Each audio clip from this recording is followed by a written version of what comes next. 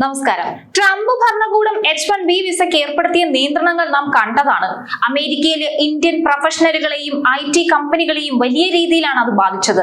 American ഉൽപ്പന്നങ്ങൾ വാങ്ങുക, അമേരിക്കക്കാരെ ജോലിക്ക് എടുക്കുക എന്ന നയത്തിന്റെ ഭാഗമായിട്ടാണ് ഈ നിയന്ത്രണങ്ങളെല്ലാം ട്രംപ് കൊണ്ടുവന്നത്. H-1B വിസയിലുള്ളവർക്ക് നൽകേണ്ട കുറഞ്ഞ വേതനം ഗണ്യമായി വർദ്ധിപ്പിച്ചു. കുറഞ്ഞ ശമ്പളത്തിന് വിദേശികളെ ജോലിക്ക് വെക്കുന്നത് തടഞ്ഞ് ആ സ്ഥാനങ്ങളിൽ അമേരിക്കക്കാരെ നിയമിക്കാനായിരുന്നു ട്രംപിന്റെ നീക്കം. വിസാപേക്ഷകളിൽ കൂടുതൽ തെളിവുകൾ ആവശ്യപ്പെടാൻ തുടങ്ങി. നേരത്തെ ഉണ്ടായിരുന്ന ലോട്ടറി രീതിക്ക് പകരം കൂടുതൽ ശമ്പളം ലഭിക്കുന്നവർക്ക് മുൻഗണന നൽകുന്ന രീതിയിലേക്ക് വിസ അനുവദിക്കുന്നത് മാറ്റാൻ ശ്രമിച്ചു. ഇതിനെല്ലാം പുറമെ വിസ അഭിമുഖങ്ങൾ മാസങ്ങളും വർഷങ്ങളും എല്ലാം നീണ്ടുപോകുന്നു. അമേരിക്കയുടെ ജീനിയസ് വിസ എന്നറിയപ്പെടുന്ന O1 വിസയ്ക്ക് കുടിയേറ്റക്കാർക്കിടയിൽ വലിയ താല്പര്യം കൂടുന്നുവെന്ന വാർത്തയാണ് ഇപ്പോൾ പുറത്തു വരുന്നത്. അമേരിക്കൻ വിദേശികളായ സ്കിൽഡ് പ്രൊഫഷണലുകൾക്ക് നൽകുന്ന H-1B വിസയുടെ കാര്യത്തിലുള്ള അനിശ്ചിതത്വമാണ് O1 വിസ ശ്രദ്ധ ആകർഷിക്കാനുള്ള പ്രധാന കാരണം. 2025 39,000 O1 വിസകൾ ഭരണകൂടം അനുവദിച്ചു. ഇത് മുൻ വർഷത്തേക്കാൾ വളരെ കൂടുതലാണ്. O1 വിസ ഉടമകളുടെ ആശ്രിതർക്ക് നൽകുന്ന O3 വിസകളുടെ എണ്ണവും വർദ്ധിപ്പിച്ചിട്ടുണ്ട്. 90% കൂടുതൽ അപ്രൂവൽ ലഭിക്കുന്നു എന്നത് ശ്രദ്ധേയമാണ്. ഇനി എന്താണ് അമേരിക്കയുടെ O വിസകൾ എന്ന് ചോദിച്ചാൽ, അസാധാരണമായ കഴിവുകളുള്ള വ്യക്തികൾക്കുള്ളതാണ് അമേരിക്കയുടെ O വിസകൾ. ഇത് രണ്ട് പ്രധാന ഭാഗങ്ങളായി തരംതിരിച്ചിരിക്കുന്നു. ശാസ്ത്രം, വിദ്യാഭ്യാസം, ബിസിനസ്, അനലിറ്റിക്സ് എന്നീ മേഖലകളിലെ അസാധാരണ കഴിവുള്ളവർക്കാണ് O1A വിസ.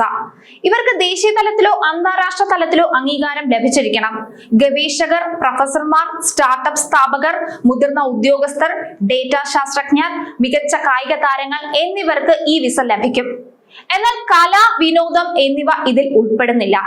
അമേരിക്ക 2020 സാമ്പത്തിക വർഷത്തിൽ 8,838 O1A വിസകളാണ് വിതരണം ചെയ്തതെങ്കിൽ 2023 ഇത് 18,994 ആയി ഉയർന്നു.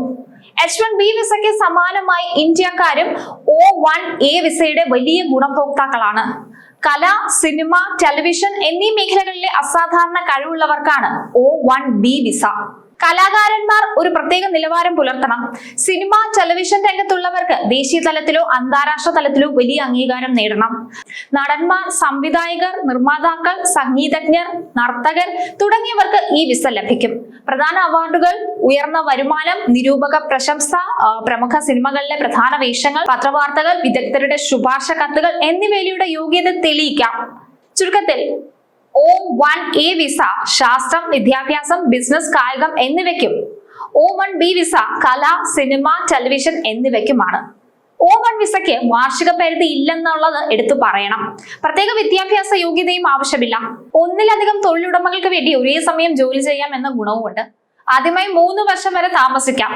അതിനുശേഷം ഓരോ വർഷവും വിസ നീട്ടിയെടുക്കാം. O2 വിസ O1 വിസക്കാർക്കൊപ്പം വരുന്ന സഹായികൾക്കുള്ളതാണ്. അവരുടെ കഴിവുകൾ O1 വിസക്കാരന്റെ ജോലിക്ക് നിർണായകമായിരിക്കണം. O3 വിസ O1 അല്ലെങ്കിൽ O2 വിസക്കാരുടെ കുടുംബാംഗങ്ങൾക്കുള്ളതാണ്. ഭാര്യ, ഭർത്താവ്, 21 വയസ്സിൽ താഴെയുള്ള അവിവാഹിതരായ കുട്ടികൾ എന്നിവർക്ക് ഈ വിസ ലഭിക്കും. O3 വിസക്കാർക്ക് അമേരിക്കയിൽ താമസിക്കാനും പഠിക്കാനും സാധിക്കും. എന്നാൽ ജോലി ചെയ്യാൻ അനുവാദമില്ല. ഡൊണാൾഡ് ട്രംപ് അധികാരത്തിലേറിയ ശേഷം H-1B വിസയ്ക്ക് ഏർപ്പെടുത്തിയ കർശന നിയന്ത്രണങ്ങളാണ് O1 വിസയുടെ പ്രചാരം വർദ്ധിക്കാനുള്ള പ്രധാന കാരണം. H-1B വിസ ഫീസ് $100,000 ഉയർത്തിയത് വിദേശികളെ നിയമിക്കുന്ന കമ്പനികൾക്കും വിദേശികളായ പ്രൊഫഷണലുകൾക്കും തിരിച്ചടിയായി.